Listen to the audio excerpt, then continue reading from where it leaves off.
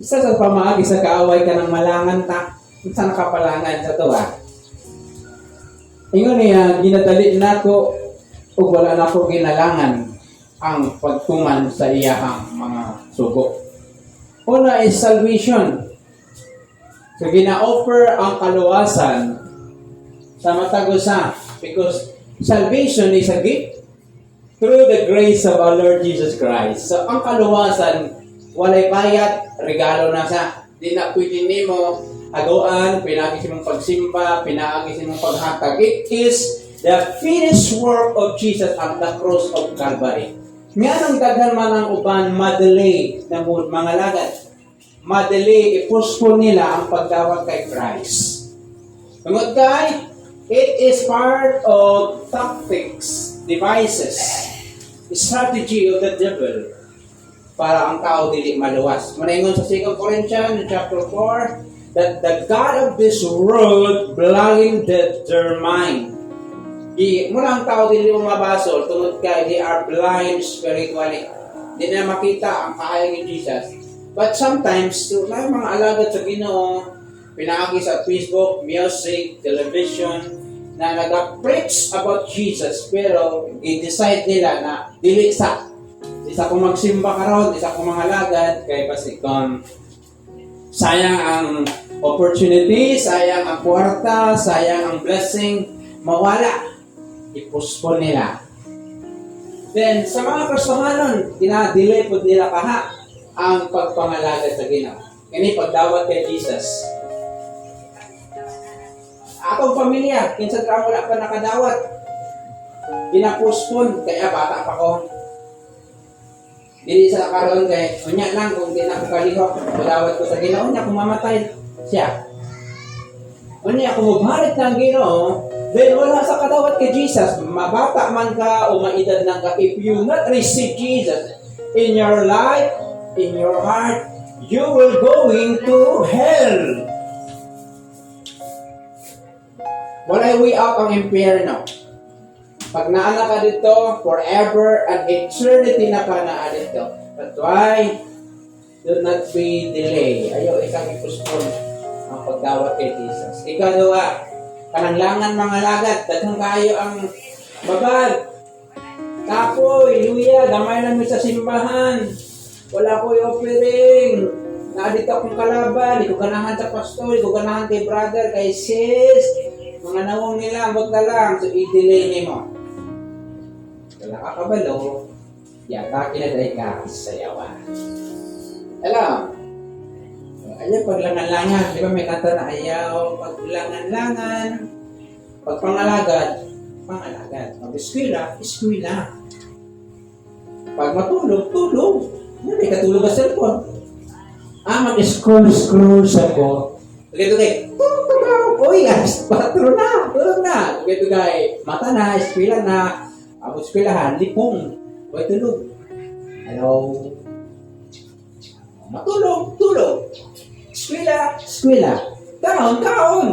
Magkaon. Cellphone ang gawin. Human. Wala pa karamaman. Pag cellphone.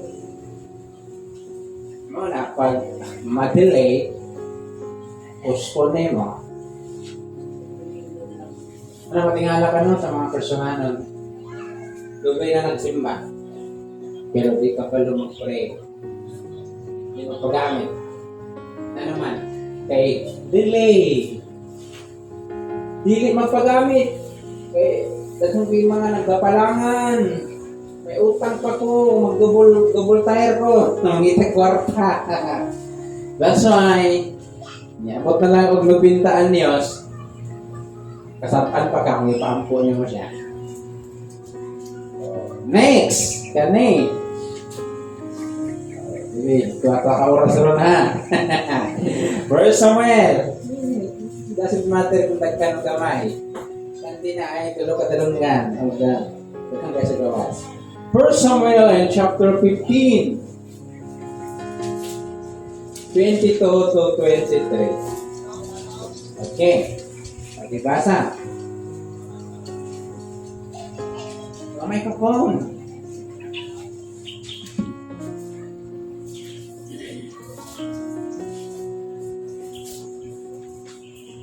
Okay. 1 Samuel 15, 22, Hello. 1 Samuel 15, 22. Si Samuel niingon, mas kahimutan ba sa Ginoo ang mga gasa o ang mga halad nga manana nga sinugon kaysa pagtuman sa iyang kabubuhan. Himan niya ang pagsubok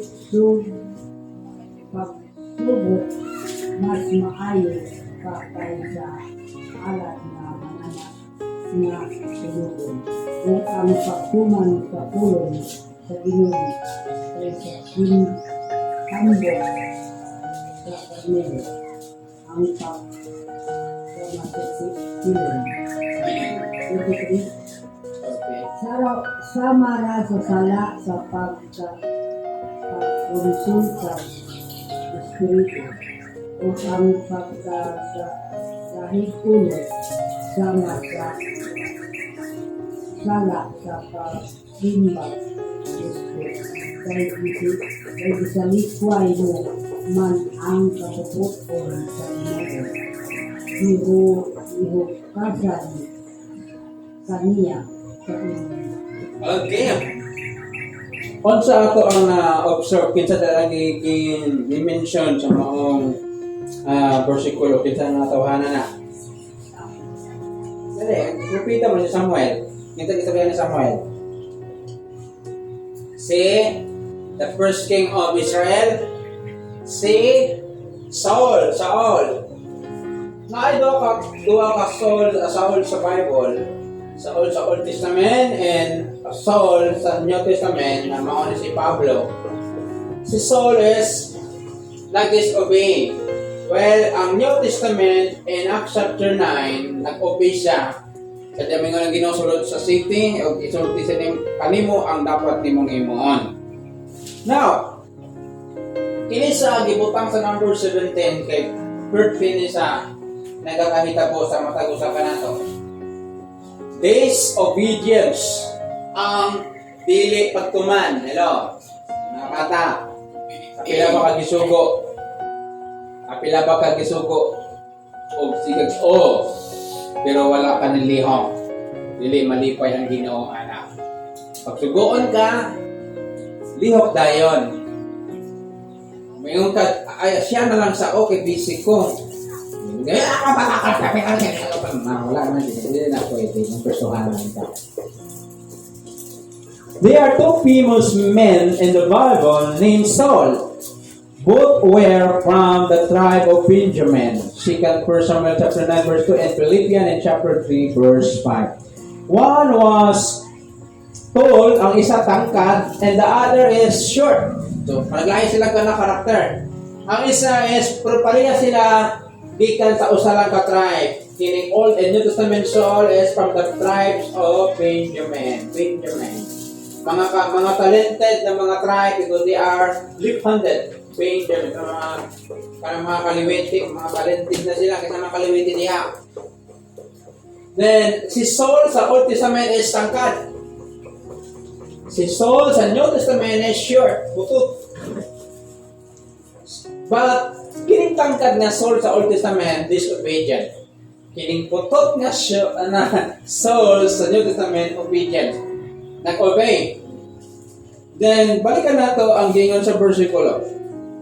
O si Samuel miingon, nabay kalipay ang Ginoo diya sa mga halad nga sinunog o mga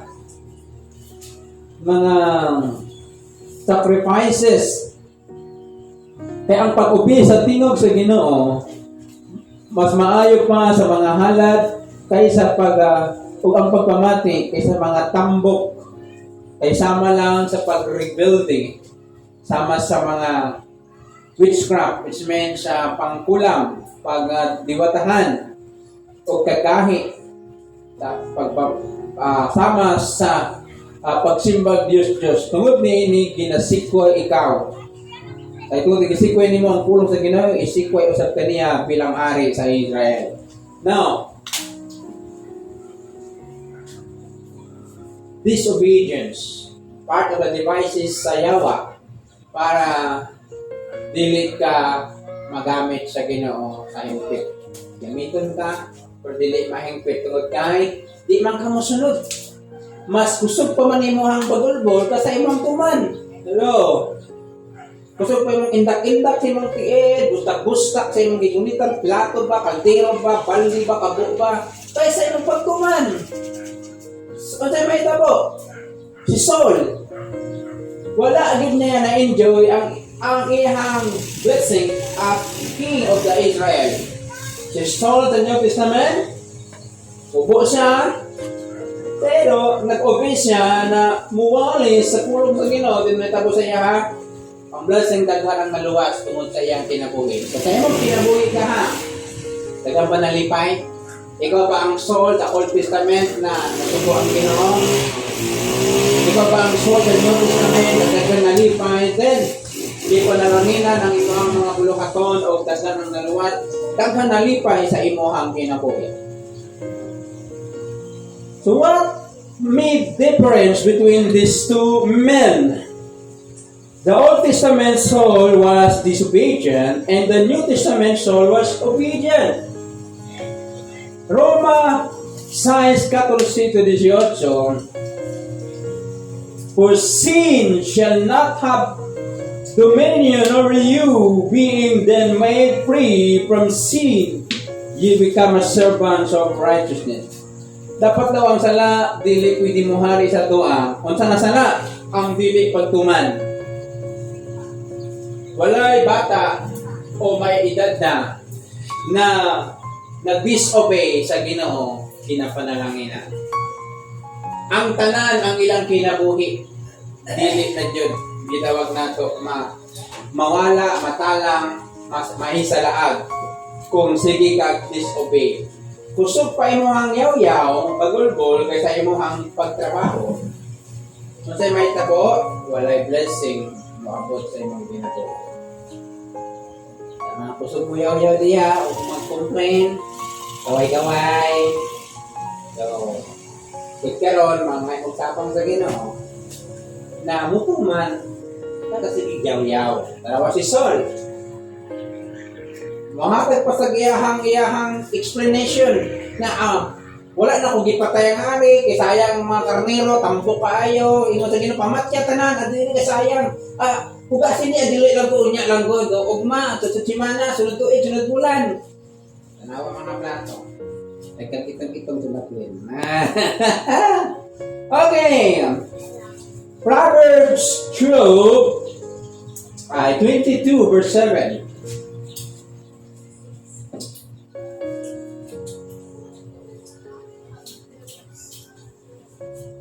Okay, Proverbs 22 verse 7. Last but not the least, 18 ka the vices of the devil. Proverbs, panultihon, 22 verse 7. Kini, walay makatakasan eh.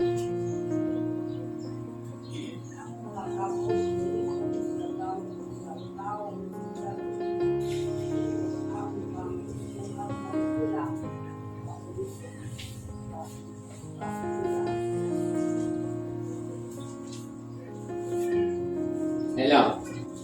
Pinsang walay utang diya. Ito kabalo na ang pagkapot. Hindi daw tarang mangutang. Lahi ang mangutang ay sa pala utang. Mangutang ka, it means kay need nimo, then di mo ginabatasan nimo.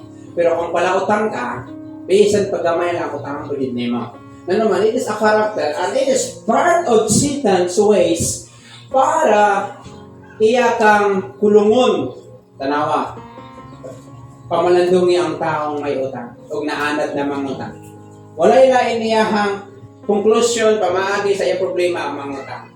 Sa nitabo, walay kalipay iyang kinabuhi. Sakit ang ulo, sige lang kalibog na naman. Kaya daghang tao ang tiutangan.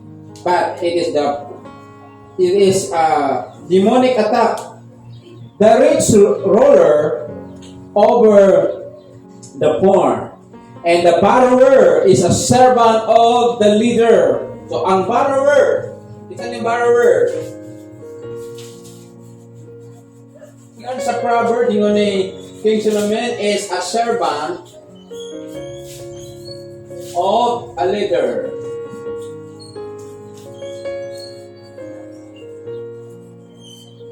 Ang sigid pagulam, mahimo sang ulipon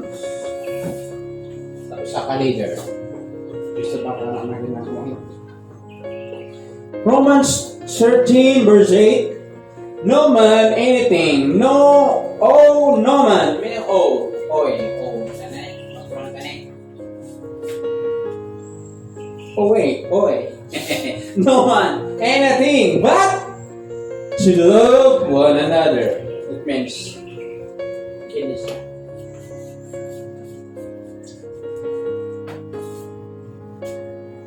Ito na ako, lahi ang mangutang, lahi ang palautang. Asa ka? Mangutang or palautang? Kung may mangutang ka, it means di mo na karakter. Pero kung may palautang, kasi na kay kwarta, magulang pa dyan ka. Tanaw sa may tabo, mawala ay mong kalipay.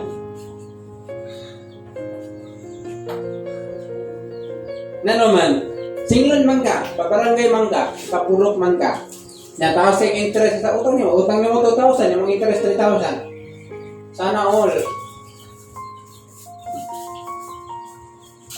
The market price folding in what we are investing so that we cannot back to the bank. So, ang minsan sa market price, taas na kayo ang value. Great risks are associated with borrowing money. We should avoid deep because the devil can slip us into working long hours to pay off and interest and debt. At itong oras na ginagawa na itong trabaho, natin mga benefits, kasama ito sa mga tao na ito ang ginutangad. Kasi mabilin dyan mo ha, tao na nagaginamos, permi, so UTI, high blood. So, mga personanon, dili dautan ang mangutang. Ang dautan, mahimong karakter mo, palautang. Sa kalainan mangutang o palautang. Kung mangutang ka, base sa imong need, kay bayaran ni mo dayon. Kung palautang na kayo ka, tanang liyok ni mo, conclusion ni mo, mangutang. Pwede ni mo bayaran, pwede ni mo paliton, utang ni mo. Sige. Mahutdan magkita hindi wala ako kasi tindahan ng utang ko ito man makatagod na ako kaya yung makit kaya sunod simana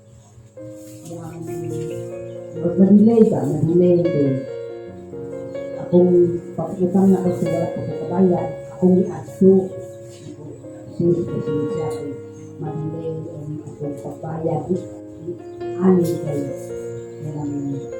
wala pa ko ito yang iman mo dili lang padugayon kay ako kanangutang ako madilay lang ako pagbayad ako sumo ayat ko hindi na pala utang Utang lang. utang Importante mangutang dahil sorry ako na to, ang ako utangan. So, dato kayo tangan. So, pinaka-connected ka ng dagko na kandidat. Muna yung problema. Tanggap 20 mil, 30 mil. Mag-isip magbayad na. So, ang problema na, hindi nakakapangalaga daw tinutanay. Na naman, kaya manghita man ka, sa ibayad ni mo. O, ang pinaka-lisudan tinikan na ka. Baka. Mo nang tungnoon yung pamilya, pautang ako, nasakit akong mama, sakit akong ate, sakit akong kuya. Ay, namatay akong pinsan. Kailan na magkwarta. So, nahirang epekto. Kasi nangutan ka, kay pinangman ni mo, tulad sa balay, bugas, sudan, then, diato ni mo siya, madili sa karon. Pero ka nang, makak na ka. Manunglo na kasi mong pamilya, nagsakit, hospital, kailang kwarta, bisan wala di ay. Na naman, kailangan kay asa. Pero na, Wala'y dautan ng mga utang, basta na kay trabaho, na kay income. Pero kung wala gani, mo ang problema. Mawala juga sa linya sa pagpangalaga. Then, hulog na ka sa kamot sayaw. Kontrolado na kaniya. Imbes na nakagawas na ka, feed na unta, bumalik ka kay ang espiritu na ana sa ato After na to, kagawas na ka, sa wala pa ka nakagawas yung mga utang, kabalo na ka, di na kung mga utang sunod, di sundo, sa naimpas na ka, maguha na pud ko. Ano man, naana espiritu na nakasulod sa ato Espiritu sa yawa, na mo mag-sulsul, sige, pangutang pala. Nabayaran ganyan mo na agis, kapayag ka ron. Kunya, kung mga utang, pamaran mo sa talan, na ba ko income? nakuha ko na kung napas na murag na ang hinako na atong dito pa ko sa balot. Good payment man kung ano kung ayan. Pero tinuloy mo rin mo, hindi pagkuha na na kay maayo mo ka kumayan. Pero once na kung musugot ko ato, malibok ko una-una. May pagbayan. So wala kami, mag-isupirit ang bayad simana-simana. Nagili na lang kung mga sir. So, Naakin ako. So, pangutangan na sa panahon ba itong may utang na? Kumplito ba yung tulog? Malibok. Magmapili ko na ako sa isa. Anong sulod dyan? Wala, pag hindi ka mamati o advice, hindi mo pamalandungon ang iyong situation, hanggang ka sa ka, higtan sa yawa. Ang mga blessing na padawa sa ito, unta, makapalit sa laming asudan, makalaglaag tao. Pag abot sa blessing, wala'y bilin. Hindi na pakatag para sa Ginoo. Kung sa mo, taga-pobre. Wala kang masakit ko. Gani, kaya wala, hindi na ito makakapot sa itong lawas. Hindi na ito makakapot, mga vitamins, mga laming asudan, hindi na nakagbulad, ginamos. Kaya nag-budget ka, kaya tungkol nga akay, utang,